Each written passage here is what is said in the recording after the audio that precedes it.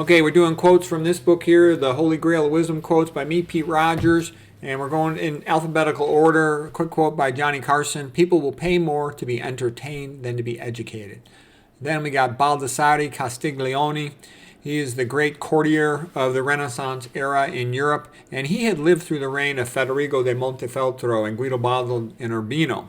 And then he saw them sort of be replaced by Cesare Borgia, the evil Cesare Borgia.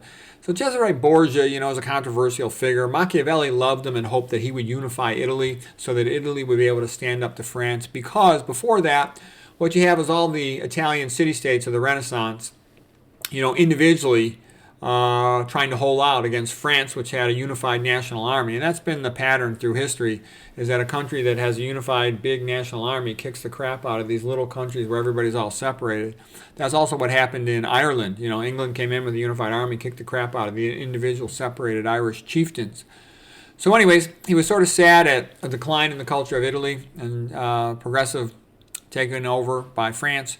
And so he was sort of writing a book, The Courtier, to teach men how to behave and to maintain their culture and civilization, even though they might undergo a phase of occupation by the French, was his view.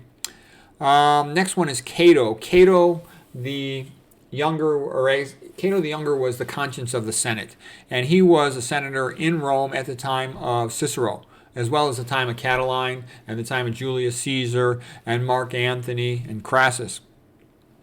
And he's a heroic guy. He's a little bit of a crazy pain in the butt, but he's kind of heroic as well, and he's entertaining. I recently read the books by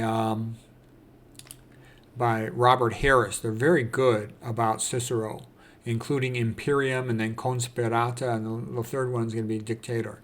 Okay, so here's a good quote by Cato. Grasp the subject and the words will follow. Okay. Next one is Catullus, another Roman, from a similar era. He said, leave off wishing to observe any thanks from anyone or thinking that anyone can ever become grateful. Yeah, if you spend your time waiting around for gratitude, you're going to be waiting a long time.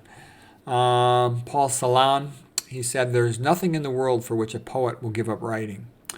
Okay, now the highlight of today's talk is going to be Miguel Cervantes. He lived from 1547 to 1616 in Spain. He is the author of the great book Don Quixote, and that's sort of like the all-time greatest novel that came out of Spain. And a lot of interesting things. Some people consider that the first novel. Some people think it's the best novel. It's a good book, but it's too long. It's like 1,000 pages. It could have been 300, 400 pages. Okay, Don Quixote had his sidekick Sancho Panza, and the two of them had a lot of great conversations. Sort of like the hero and the sidekick. It sort of set a pattern there. Chivalry was a powerful force to promote civilization. Daniel Robinson, the great philosopher.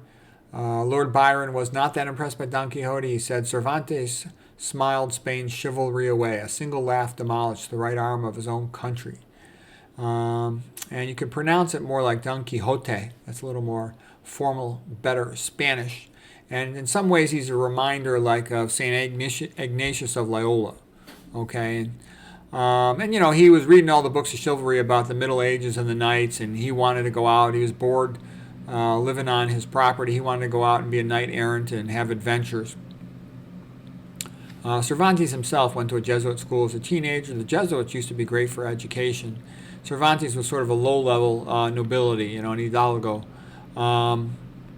He himself had a lot of adventures, Cervantes. He fought in the Battle of Lepantos. That was the big one in his life. Okay, he had been taken captive by Barbary pirates. He witnessed the decline of Spain when the Spanish Armada was defeated in 1588 by England. Like so many great authors, he had undergone a time of being a prisoner, an outcast, and an exile. You often see that. Look at, Rousseau, look at John Locke, look at Cicero, look at, Apostle John. On and on, that's a common thing because they get that objective outsider viewpoint like Dante. Okay, what else is interesting about Don Q? I have my mother's side of the family from Puerto Rico, and, they love Don Q. They named a rum after him. And basically, he has a different view of the world, a different script. And because he always sees things in a different way, that creates conflict, and it's funny. On the surface, it's sort of a high burlesque parody of the medieval chivalry and the Roman Catholic Church, but at a deeper level, it celebrates these things. Quite often, a satire And a parody that mocks something actually mocks it because it loves it. That's why they know it so well. And there was one sad scene where Don Quixote's nurse and the parson, came to burn his books to get him to stop being so crazy about all his chivalry. And there's some sad parallels to that. I joked also in my tribute to Dr. McDougall. His books all got burned down, and in a sense, mine kind of got destroyed with this divorce. I had to unload them very quickly, and I lost a lot of them. There's something a little sad about that. Okay, so you laugh at Don Quixote for being a silly old fool, but he's also loyal and brave and good, and in some ways he's a sage. And he's kind of crazy with his knight's adventures, but he's actually pretty wise about other things. The character sort of that's his MO, modus operandi. Declares himself a knight errant, caballero andante. And again, he's like St. Ignatius. He has a vision. He renames himself, devotes himself to a woman. St. Ignatius devoted himself to the Virgin Mary. Don Quixote to Aldonza Lorenza de Dulcinea del Toboso. He goes on a quest to make the world a better place, following in the footsteps of a hero, like Ignatius followed in the footsteps of Christ. Don Quixote in the footsteps of the great knights. Okay, and he gets himself into one mischievous silliness after another. Ooh. There we go. Let me get so I can scroll here. Okay, a couple quotes by Miguel Cervantes. A proverb is a short sentence based on long experience.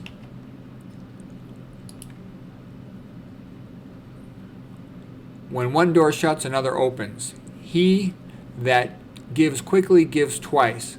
My profession is to defend the defenseless. Virtue is more persecuted by the wicked than it is loved by the good. I begin to smell a rat. Cervantes. In order to obtain the impossible, one must attempt the absurd. Forewarned is forearmed. When in Rome, do as the Romans do. Where truth is, God is. That's a good one. The most difficult character in a comedy is the fool, and he who plays the part must be no simpleton. So there's a few things for Miguel Cervantes and Don Quixote. Hope that was interesting.